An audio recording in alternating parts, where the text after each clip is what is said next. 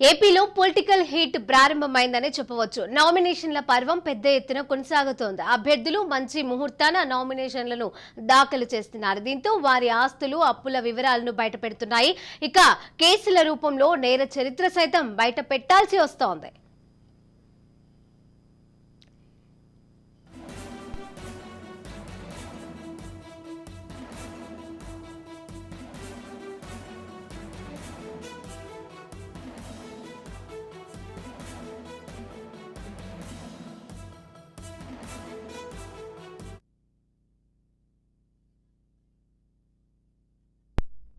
అయితే ఇప్పటి వరకు నామినేషన్లు దాఖలు చేసిన వాళ్ళు చాలా మంది శ్రీమంతులు ఉన్నారు. 3 రోజులుగా వందలాది మంది నామినేషన్లు దాఖలు చేశారు. ఇందులో ప్రధాన పార్టీ అభ్యర్థులు సైతం ఉన్నారు. ఇప్పటి వరకు నమోదైన నామినేషన్లలో కోవూరు టీడీపీ ఎమ్మెల్యే అభ్యర్థి వేమిరెడ్డి ప్రశాంతిరెడ్డి అత్యంత సంపన్న అభ్యర్థిగా నిలిచారు.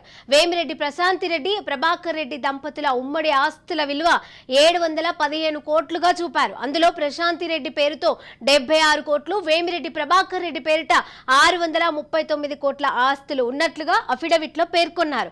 అటు అప్పులుగా 197 కోట్లను చూపారు. 6 కోట్ల విలువైన 19 కార్లు ఉన్నట్లుగా పేర్కొన్నారు. వేమిరెడ్డి దంపతుల తరువాత స్థానంలో వైసీపీ అభ్యర్థి బుట్టా రేణుక నిలిచారు. ఆమె తన ఆస్తులను 161 కోట్లుగా చూపారు. 7,82,00,000 అప్పులు ఉన్నాయని చెప్పుకొచ్చారు. శ్రీశైలం వైసీపీ అభ్యర్థి శిల్పా చక్రపాణిరెడ్డి ఆస్తుల విలువ 10 ఏళ్లలో భారీగా పెరిగాయి. ఆయన కుటుంబం ఆస్తుల విలువ 131 కోట్లుగా పేర్కొన్నారు.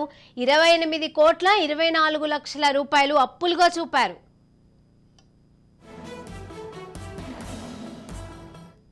ఇక నందమూరి బాలకృష్ణ ఆస్తులు, అప్పుల వివరాలు కూడా బయటకు వచ్చాయి. హిందూపురం నుంచి నామినేషన్ వేసిన సంగతి తెలిసిందే. తన ఆస్తుల విలువ 81,63,00,000 రూపాయలుగా బాలకృష్ణ చూపారు. ఇందులో 9 కోట్ల రూపాయలు అప్పులు ఉన్నట్లుగా పేర్కొన్నారు. బాలకృష్ణ భార్య వసుంధర ఆస్తుల విలువ 140 కోట్లుగా చూపగా 3 కోట్ల రూపాయలు అప్పులు ఉన్నట్లుగా అఫిడవిట్లో పేర్కొన్నారు.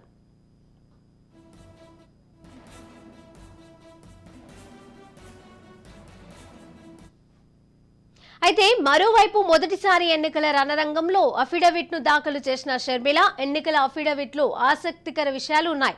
తన అన్న సీఎం జగన్ కు షర్మిల 82 కోట్ల బాకీ ఉన్నట్లుగా పేర్కొన్నారు. తనపై 8 కేసులున్నట్లుగా, వాటిల్లో ఎన్నికల కోడ్ ఉల్లంఘన కేసు ఉన్నట్లు షర్మిల అఫిడవిట్ లో పేర్కొన్నారు. తన మొత్తం ఆస్తులు 182 కోట్ల 82 లక్షల రూపాయలు ఉన్నాయని తెలిపారు.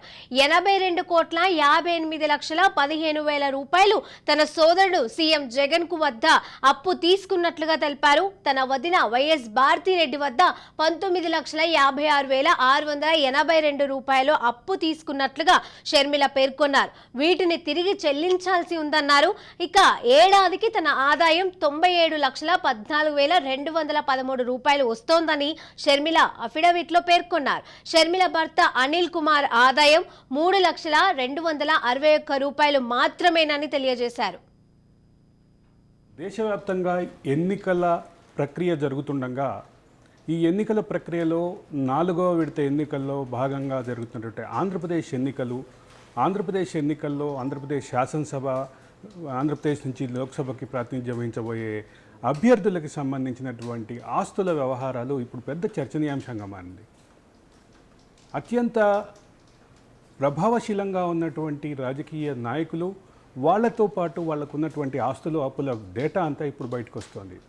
మొదటిసారి ఎన్నికల రాజకీయంలోకి వచ్చి మొదటిసారి ఎన్నికల్లో పోటీ చేసినటువంటి షర్మిల, పిసిసి అధ్యక్షురాలు షర్మిలకి సంబంధించినటువంటి అంశంలో, షర్మిలకు సంబంధించినటువంటి ఆస్తులు, అప్పుల వ్యవహారంలో దాదాపు 83 కోట్ల రూపాయలు తన సోదరుడు ముఖ్యమంత్రి దగ్గర తీసుకున్నటువంటి అప్పుగా చూపిస్తే, తన వదినకు కూడా సుమారుగా 19 లక్షల చిల్లర, 19 లక్షల పైగా దాదాపు 20 లక్షల వరకు తన వదిన దగ్గర కూడా తన అప్పు తీసుకున్నట్టుగా ప్రకటించారు.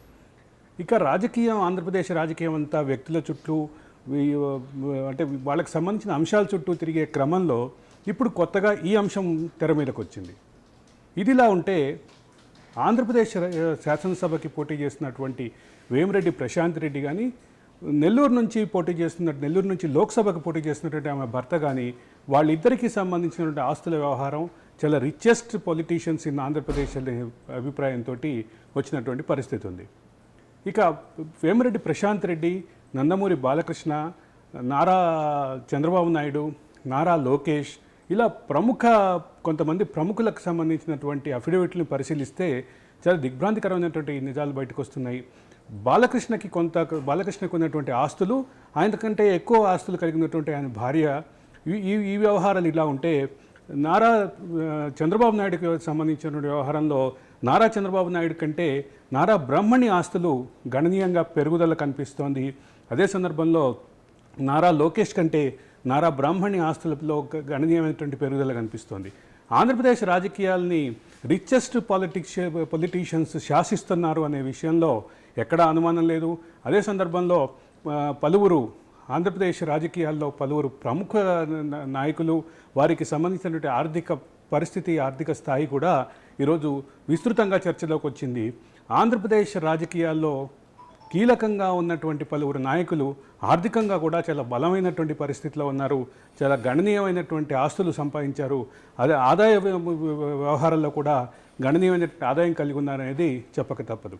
ఇక షర్మిల వ్యవహారానికి వస్తే ఆమె సుమారుగా 97 కోట్లకి సంబంధించినటువంటి ఆస్తి వ్యవహారాలు చూపిస్తుంటే ఆమె భర్త మాత్రం కేవలం ఆయన ఆదాయం వార్షిక ఆదాయం 3 లక్షలు మాత్రమే చూపిస్తున్నటువంటి పరిస్థితి గమనించాలి.